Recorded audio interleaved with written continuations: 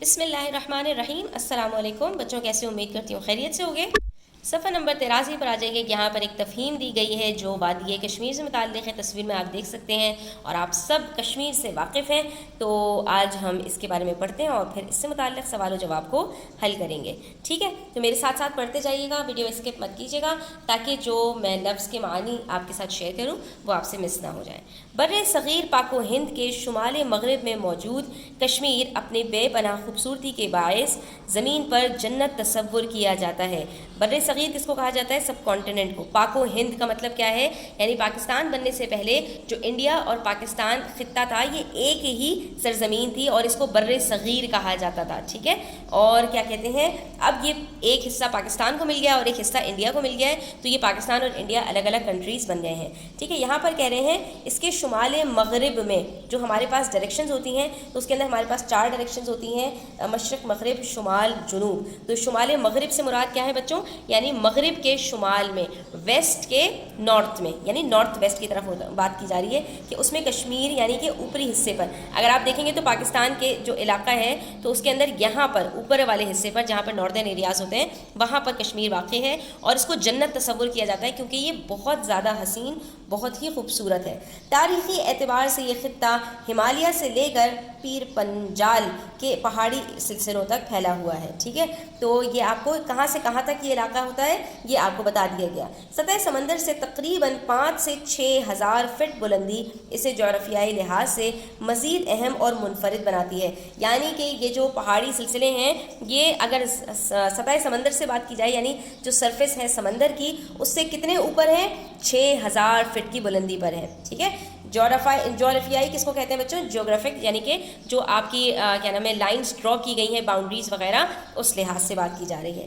اچھا، ایک طرف بلند قامت پہاڑ اور اونچائی سے گرتی ہوئی آبشاریں قدرت کا عظیم شاہکار پیش کرتی ہیں، تو دوسری طرف ہرے بھرے لہلہاتے کھیت، شفاف پانی کے چشمے کے مناظر اور ان پر ہوا میں اڑتے ہوئے رنگ برنگ پرندوں کی چہچہاہٹ کشمیر کی پرسکون فضا میں وہ سرور پیدا کرتی ہے کہ انسانی عقل حیرت زدہ رہ جاتی ہے۔ بچوں، جب آپ پریشان ہوں تو آپ کیا تلاش کرتے ہیں کہ آپ کسی ریکریشنل پارک کی طرف چلے جائیں؟ کیوں آپ اس کا جو ہے وہ ارادہ کرتے ہیں؟ کیونکہ اللہ تعالیٰ نے قدرتی طور پر یہ جو آپ کے پہاڑ ہیں، دریا ہیں، سمندر ہیں، یا جو آپ کے درخت ہیں، کھیت کھلیان ہیں، سبزہ ہے، ہریالی ہے، یہ آپ کی آنکھوں کو، آپ کے جسم کو تر و تازہ کرتی ہے، ٹھنڈک پہنچاتی ہے، ٹھیک ہے؟ اور یہ ساری چیزیں کشمیر میں موجود ہیں، وہاں پر کوئی آلودگی نہیں ہے، ساری نیچرل بیوٹی آپ کو وہاں پر بہترین انداز میں مل جاتی ہے۔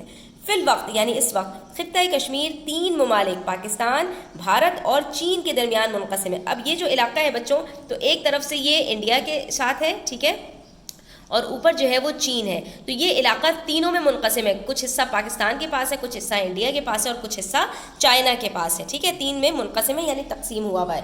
خطہ کشمیر کا سب سے بڑا حصہ بھارت کے زیر انتظام ہے، یعنی وہ اس کے پاس ہے، جس کو ہم کہتے ہیں مقبوضہ کشمیر، قبضہ ہوا ہوا ہے انڈیا کا اس پر، لیکن یہاں پر وہ بتا رہے ہیں جسے جموں کشمیر کہا جاتا ہے، یعنی انڈیا کے پاس جو کشمیر ہے وہ جموں کشمیر کہلاتا ہے۔ یہ ہاں بتایا جا رہا ہے اس کا کتنا یہ جو ہے وہ مربع کلومیٹر ہے، یہ تو 1,01,387 مربع کلومیٹر ہے، ٹھیک ہے؟ یعنی آپ انگلش میں اگر کہیں گے تو 1,01,387 یہ اس کا جو ہے وہ اسکوائر کلومیٹرز ہے، یہ اس پر محیط ہے، یعنی اس نے احاطہ کیا ہوا ہے، گھیرا ہوا ہے۔ چین کے ماتحت علاقے، یعنی چین کے اندر جتنے جو ہے اس کے علاقے کا حصہ آتا ہے وہ اکسائی چین کا مجموعی رقبہ، تو اس کا نام کیا ہے؟ وہ اکسائی چین کہلاتا ہے۔ وہ چائنا سے کافی کم ہے، ٹھیک ہے، انڈیا سے کافی کم ہے، یعنی 37,555 مربع کلومیٹر ہے۔ اور کشمیر کا شمالی مشرقی حصہ، یعنی جو مشرق کی طرف پاکستان کی طرف حصہ آتا ہے، وہ آزاد کشمیر کے نام سے پہچانا جاتا ہے، ٹھیک ہے؟ یہ پاکستان کے زیر انتظام علاقہ ہے، تاہم اس کے آئینی اور قانونی معاملات بالکل جدا ہیں، ٹھیک ہے؟ یہ پاکستان کے اندر آتا تو ہے لیکن پاکستان کے آئین اور قانون کے اندر یہ شامل نہیں ہے۔ اس کا دارالحکومت مظفر آباد ہے۔ آزاد کشمیر کا قومی ترانہ وطن ہمارا آزاد کشمیر معروف شاعر اور پاکستانی قومی ترانے کے خالق ابو الاسد حفیظ جالندھری کا تحریر کرتا ہے۔ ان کا قومی ترانہ بھی الگ ہے، جو پاکستان کے اندر علاقہ آتا ہے نا، وہ اس کا قومی ترانہ اپنا الگ ہے، اس کے آئینی اور قانونی معاملات وہ بھی بالکل الگ ہیں۔ آزاد کشمیر کا جھنڈا سبز، سفید اور زعفرانی رنگ پر مشتمل ہے۔ زعفرانی مطلب کچھ گولڈن کلر کا، یعنی یلو کلر کا ہے، ٹھیک ہے؟ یعنی زعفران کے کلر کا. زعفران کو دودھ میں ملائیں تو وہ پیلا کلر ہو جاتا ہے نا, ویسا کلر ہے اس کا. تو آپ نے اگر دیکھا ہو تو اس کا جھنڈا کچھ اس طرح سے ہے بچوں. آپ کو یہاں پر ایک اسکوائر نظر آئے گا, اس کے اندر پورا زعفرانی کلر ہوا ہوا ہے. یہاں پر بالکل پاکستان کے جھنڈے کی طرح ایک چاند ستارہ ہے اور نیچے 5 لائنز ہیں سفید, ٹھیک ہے. تو اب یہ پورا آپ کو جھنڈے کی تفصیل بتا رہے ہیں یہاں پر کہ جھنڈے کے اوپری حصے پر زعفرانی مربع, یعنی یہاں پر جو یلو کلر ہے یہ مغلیہ سلطنت کی یاد دلاتا ہے, یعنی یہ اس کی طرف اشارہ کرتا ہے کہ ہم ایک دور میں بر صغیر میں مغلیہ سلطنت کے زیر اثر تھے. سبز رنگ پر موجود ہلال مسلم اکثریت اور ستارہ دیگر مذہبی اقلیتوں کی نمائندگی کرتا ہے, جیسے کہ پاکستان کے جھنڈے کے اندر ہے کہ اس کے اندر جو ہے وہ جو سبز رنگ ہے یعنی گرین کلر ہے وہ زیادہ لوگوں کی اور یعنی مسلمس کی, اور ستارہ جو ہے وہ کم لوگوں کی یعنی کہ نان مسلمس کی طرف اشارہ کرتے ہیں. نچلے حصے میں 4 سفید دھاریاں کشمیر سے نکلنے والے 4 دریاؤں, یہ جو 4 لائنز ہیں وائٹ کلر کی, یہ 4 دریا کی طرف اشارہ کرتی ہیں. کون کون سے دریائے سندھ, جہلم, چناب اور راوی کی علامت ہیں. جبکہ سبز دھاریاں اور جو گرین لائنز ہیں اس کے اندر کشمیر کی 5 اہم جغرافیائی تقسیم یعنی جموں, وادی, لداخ, گلگت اور بلتستانی کی طرف کی نشانی ہے. یعنی آپ اس کے اندر دیکھیں گے جو آپ کو لائنز نظر آ رہی ہیں تو یہ آلٹرنیٹ لائنز ہیں, پہلے ایک گرین پھر ایک وائٹ پھر ایک گرین پھر ایک وائٹ پھر ایک گرین پھر ایک وائٹ. تو یہ شروع ہو رہی ہیں گرین سے اور ختم بھی گرین پر ہو رہی ہیں, بیچ میں 4 وائٹ ہیں اور کل 5 جو ہے وہ گرین ہے. تو آپ کو بتا دیا کہ جو سفید دھاریاں ہیں وہ دریاؤں کی طرف اشارہ کرتی ہیں اور جو گرین دھاریاں ہیں وہ جغرافیائی تقسیم کی طرف اشارہ کرتی ہیں, یعنی کہ اس کے جو صوبے وغیرہ ہیں.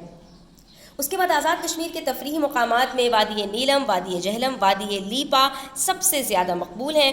اس کے بعد یہاں پر بچوں ہمیں بتایا جا رہا ہے کہ مفکر پاکستان علامہ اقبال کے اجداد یعنی ان کے جو آباء و اجداد تھے ان کا تعلق بھی کشمیر سے تھا. وہ محمد اقبال کی پیدائش سے قبل ہی کشمیر سے ہجرت کر کے سیالکوٹ آ بسے تھے. یعنی علامہ اقبال کے پیدا ہونے سے پہلے ہی ان کے جو گھر والے تھے انہوں نے کشمیر سے ہجرت کر کے کہاں آ گئے تھے, وہ سیالکوٹ میں آ گئے تھے, کیونکہ ہم پڑھتے ہیں علامہ اقبال کہاں پیدا ہوئے, سیالکوٹ میں, جو کہ اب پاکستان کا حصہ ہے, پہلے بر صغیر کا حصہ تھا. شاعر مشرق اپنے آبا کی سرزمین کو یاد کرتے ہوئے کہتے ہیں, تو وہ یاد کرتے ہوئے انہیں اشعار لکھ دیے, اور وہ اشعار کیا ہیں بچوں وہ آپ دیکھ لیجئے. موتی عدن سے لال ہوا ہے یمن سے دور. موتی عدن سے, عدن کہتے ہیں جنت کا وہ حصہ جہاں حضرت آدم علیہ السلام کو گندم کھانے سے پہلے رکھا گیا تھا. تو جو موتی ہے یہاں پر آپ کو مثالیں دی جا رہی ہیں کہ کوئی چیز اگر اپنی اصل سے دور ہو جائے, ٹھیک ہے, یعنی کوئی چیز اپنی جو اس کی آپ روٹس ہیں یا جو اس کی جڑیں ہیں اس سے الگ کر دیں تو اس کی کیا حیثیت رہ جاتی ہے یا اس کی کیا بقت رہ جاتی ہے, کچھ بھی نہیں. تو یہاں پر اس کی طرف اشارہ کر رہے ہیں اور یہاں پر جو یہ ساری چیزیں بیان کر رہے ہیں اس کا مقصد کیا ہے کہ میں جو ہوں میں بھی اپنی روٹس یعنی کشمیر سے الگ ہو گیا کیونکہ میرے آبا و اجداد کی اصل تو وہیں پر تھی. تو موتی عدن سے یعنی جنت سے, اور لال ہوا ہے یمن سے دور. لال کہتے ہیں, لال بھی ایک طرح کا ہیرا ہوتا ہے اور یمن کا جو ہیرا ہے وہ بہت زیادہ مشہور ہے. تو یہاں پر اسی کی طرف اشارہ ہے کہ جو لال ہے وہ یمن سے دور ہو گیا اور موتی عدن سے دور ہو گیا. یا نافع غزال ہوا ہے ختن سے دور. نافع غزال, غزل کہتے ہیں بچوں ہرن کو, اور نافع یعنی جو یعنی ناف ہوتی ہے نا اس کو, اس کی طرف اشارہ ہے, یعنی ہرن کی جو ناف ہے وہ ختن سے دور ہو گئی ہے. اب ختن کیا ہے بچوں, ختن کہتے ہیں ایک ایسے علاقے کا نام ہے جو کیا نام ہے تاتار چین کا ایک علاقہ ہے جہاں کے ہرن بہت مشہور ہوتے ہیں اور ان کے نافوں سے اعلیٰ قسم کا مشک نکلتا ہے. اللہ تعالیٰ نے ہرنوں کے اندر ایک چیز رکھی ہے بچوں, ان کا ایک جو ہے وہ پاؤچ سا ہوتا ہے نافے کے پاس جس کے اندر قدرتی طور پہ خوشبو ہوتی ہے اور اس کو عطر وغیرہ بنانے میں استعمال کیا جاتا ہے. تو ختن جو ہے بچوں, ختن نہیں ہے یہ ختن ہے, یہ ایک جگہ کا ایک علاقے کا نام ہے کہ وہاں کے ہرن کا جو ہے وہ جو نافع ہے وہ اس سے دور کر دیا گیا ہے, یعنی جہاں پر اس کو خوشبو ملنی تھی تو وہ خوشبو سے محروم کر دیا گیا ہے. تو یہاں پر یہ مثالیں دینے کا مطلب کیا ہے, ہندوستان آئے ہیں کشمیر چھوڑ کر, بلبل نے آشیانہ بنایا چمن سے دور. تو یہاں پر بچوں جب یہ بات کہتے ہیں کہ ہندوستان آئے ہیں کشمیر چھوڑ کر, تو علامہ اقبال کو اس بات کا شدید احساس تھا کہ کشمیر ایک غلام اور مظلوم قوم ہے. تو انہوں نے ہمیشہ ان کے لیے جذبات رکھے ہمدردی کے, اور وہ چاہتے تھے کہ وہ آزاد ہوں, ترقی کریں. تو یہاں پر جب انہوں نے یہ بات کہی کہ ہندوستان آئے ہیں تو کشمیر چھوڑ کر, تو یہاں پر وہ یہ اس بات کی طرف اشارہ کر رہے ہیں کہ جو وادی کشمیر ہے وہ ہندوستان کے جغرافیائے, سیاست اور ماحول اور سماج سے بالکل منفرد حیثیت رکھتی ہے, ٹھیک ہے. اور یہاں پر اس چیز کو وہ نمایاں کر رہے ہیں کہ اس کی اپنی ایک تمدنی, تہذیبی اور ثقافتی شناخت ہے, یعنی کہ کشمیر کسی بھی کسی صورت میں ہندوستان کا حصہ نہیں ہے. حالانکہ کشمیر ہندوستان کا حصہ جو بر صغیر تھا اس کا حصہ تھا، لیکن انہوں نے یہاں پر اس کو الگ کر دیا کہ ہم ایک جو ہے جیسے ملک سے دوسرے ملک ہجرت کر کے آ گئے ہوں. تو مجھے بھی میرے جو آبا و اجداد نے یہاں لا کر سیالکوٹ میں کشمیر سے جدا کیا ہے، تو یہ بالکل ایسے ہی ہے کہ جیسے جنت سے موتی کو نکال دیا گیا ہو، یا یمن سے اس کے ہیرے کو نکال دیا گیا ہو، یا ختن جو ایک علاقہ ہے وہاں سے ایک ہرن کو نکال دیا گیا ہو، یا وہ وہاں سے دور ہو گیا ہو. تو بلبل نے آشیانہ یعنی بلبل نے اپنا جو نیا گھر بنایا ہے وہ چمن سے یعنی گلشن سے دور بنایا ہے. کشمیر کا چمن جو مجھے دل پذیر ہے، یعنی کشمیر کا جو چمن ہے وہ مجھے بہت زیادہ پسند ہے. اس باغ جاں فضا کا یہ بلبل اسیر ہے. اور اس باغ جاں فضا کا مطلب کیا ہے بچوں؟ فرحت انگیز، خوشی بخشنے والا. ٹھیک ہے، تو اس باغ کا جو کشمیر کا حصہ ہے اس کا میں قیدی ہوں، یعنی کہ میرا دل وہیں پر ہے اگرچہ میں سیالکوٹ آ چکا ہوں. ورثے میں ہم کو آئی ہے آدم کی جائیداد، جو ہے وطن ہمارا وہ جنت نظیر ہے.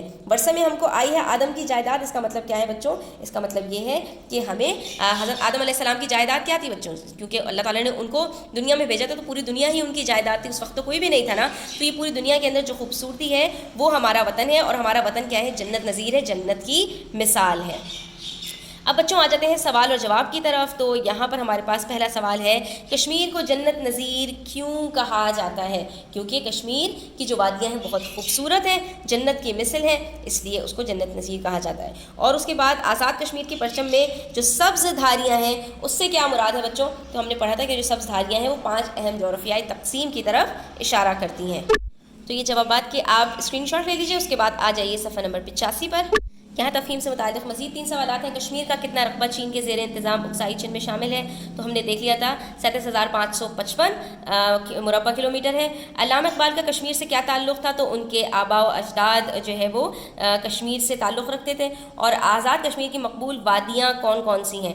تو ہم نے پڑھ لیا تھا کہ ان کی جو مقبول وادیاں ہیں وہ وادی نیلم، وادی جہلم اور وادی لیپا ہیں. ٹھیک ہے، تو آپ یہاں پر اس کا اسکرین شاٹ لے لیجئے. ٹھیک ہے، اس کے بعد پھر ہم جو ہے وہ مشق نمبر بے کی طرف چلتے ہیں، جس میں ہمیں آخری شعر کی تشریح کرنی ہے. شعر یہ ہے، ورثے میں ہم کو آئی ہے آدم کی جائیداد، جو ہے وطن ہمارا وہ جنت نظیر ہے. تو بچوں آخری شعر میں شاعر علامہ اقبال فرماتے ہیں کہ ہمارے جد امجد حضرت آدم علیہ السلام کا اصلی گھر تو جنت تھا، اس اعتبار سے کشمیر جو ہمارا وطن ہے وہ بھی جنت نظیر تصور کیا جاتا ہے. بس حضرت آدم علیہ السلام کی وراثت کا کچھ حصہ کشمیر کی صورت میں ہمارے حصے میں وطن بن کر آیا ہے. جب کوئی چلا جاتا ہے دنیا سے تو جو کچھ وہ چھوڑ کر جاتا ہے مال و دولت، وہ اس کا کی وراثت بچوں میں تقسیم ہوتی ہے. تو حضرت آدم علیہ السلام چونکہ جنت سے آئے تھے، تو جب وہ دنیا سے جائیں گے تو ان کی وراثت کیا ہوگی؟ جو کچھ جنت کا حصہ ہے. تو جو کیا نام ہے کشمیر ہے وہ بھی جنت نظیر ہے. تو گویا کہ حضرت آدم علیہ السلام کی جو وراثت ہے وہ ان لوگوں کے حصے میں آئی ہے جن کو کشمیر ملا ہے. ٹھیک ہے بچوں، اس کے بعد ہمارے پاس خالی جگہ ہے کہ کشمیر کا بڑا حصہ بھارت کے زیر انتظام ہے. آزاد کشمیر کے جھنڈے میں 3 رنگ شامل ہیں. آزاد کشمیر کا دارالحکومت مظفر آباد ہے. علامہ اقبال کے آبا و اجداد نے کشمیر سے سیالکوٹ ہجرت کی تھی. آزاد کشمیر کا قومی ترانہ ابوالاسر حفیظ جالندھری نے تحریر کیا. اور اب آ جاتے ہیں صفحہ نمبر 86 کے اوپر ہم جملوں کی طرف، جس میں ہمیں کچھ الفاظ کے جملے بنانے ہیں. تو وادی کا جملہ، پاکستان میں ہر ایک وادی نہایت فرحت بخش ہے. دارالحکومت، کشمیر کا دارالحکومت مظفر آباد ہے. سلطنت ارطغرل کے بعد سلطنت عثمانیہ میں مسلمانوں کا عروج رہا، یعنی وہ کافی انہوں نے ترقیاں کی. ترانہ، ہمارا قومی ترانہ کئی زبانوں پر مشتمل ہے. شاہکار یعنی بہت اعلیٰ، علی نے کیا شاہکار تصویر بنائی ہے. اس کے بعد بچوں ہمارے پاس یہاں پر ایک مضمون لکھنے کے لیے ہمیں کہا گیا ہے، تو یہ انشاءاللہ ہم نیکسٹ ویڈیو میں کریں گے. تو آج کی ویڈیو یہیں تک رکھتے ہیں. ویڈیو اگر آپ کو اچھی لگی ہو تو لائک کیجیے گا، کامنٹ کیجیے گا، اپنے فرینڈس کے ساتھ شیئر کیجیے گا اور چینل کو سبسکرائب کیجیے گا. اپنا خیال رکھیے گا. اللہ حافظ.